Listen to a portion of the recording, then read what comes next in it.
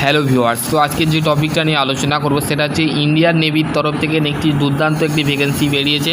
যারা Indian নেভিতে job করতে চাইছো, ইন্ডিয়ান নেভিতে চাইছো, সেই ক্ষেত্রে তাদের নিয়ে একটি নতুন আপডেট। ঠিক আছে, ASC short service commission officer, ঠিক আছে, June 2027 at parts of the courses. ঠিক আছে, লাস্ট ডেট তোমাদের 27শে জুলাই। ঠিক আছে, 27শে জুলাই, আজকে হচ্ছে 19শে জুলাই, তো সেই ক্ষেত্রে 27শে জুলাই তোমরা অ্যাপ্লাই করতে পারবে। ঠিক আছে, কী কোয়ালিফিকেশান আছে, কোন ব্রাঞ্চে তোমরা অ্যাপ্লাই করতে পারো সেটাও আমি বলে দিচ্ছি। Execute branch hydro cadre BTech, যদি discipline any discipline of 60% marks যদি পেয়ে থাকো।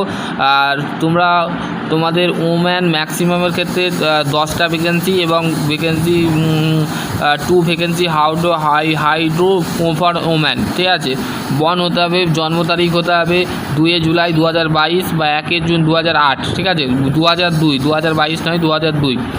ঠিক আছে, তারপর যে পাইলট হতে গেলে তোমাদেরকে বিটেক করতে হবে, মিনিমাম 60% নাম্বার থাকতে হবে।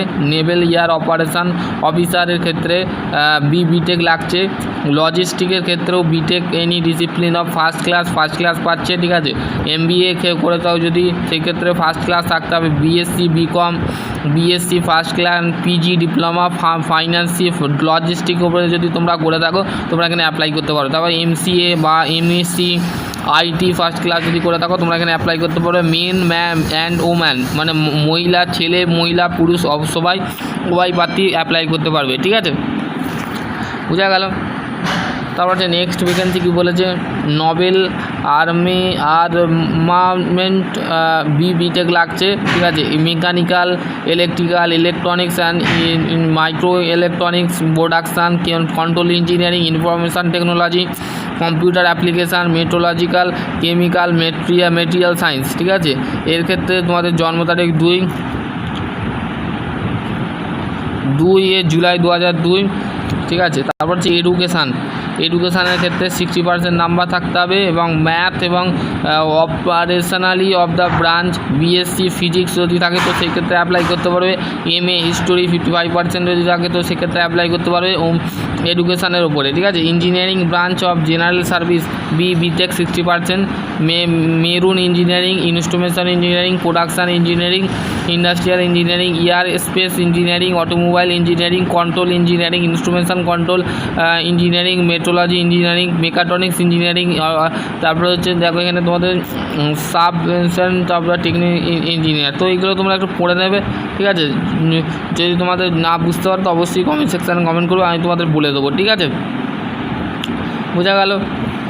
তারপরে কি বলেছে দেখো, হু ক্যান বি অ্যাপ্লাই, কীভাবে অ্যাপ্লাই করবে সেক্ষেত্রে দেখো, candidate of the obtain of the degree graduate and post graduate final ইয়ারের মার্কশিট লাগবে। ঠিক আছে, এবং candidate degree of should be obtain of the university of incorporate the central of the educational institute of the apply করতে পারবে।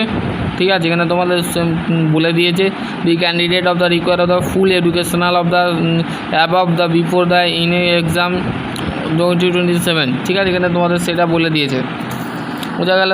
তোমাদের এখানে কীভাবে অ্যাপ্লাই করবে আমি PDFটা পাঠিয়ে দেবো, সেক্ষেত্রে তোমরা এখানে প্লিজ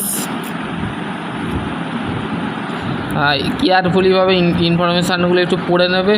ঠিক আছে, এখানে তোমাদের ট্রেনিং হবে। দেখো ট্রেনিংয়ের কথা বলেছে, মেরিট লিস্ট বেরো হবে, SSB marks of the vocational of the candidate of the medical examination হবে, available of vacancy of inter. ঠিক আছে, candidate of the sub killing of the examination, এগুলো পড়ে নেবে। ট্রেনিং যেগুলো বলেছে সেগুলো একটু দেখে নেবে।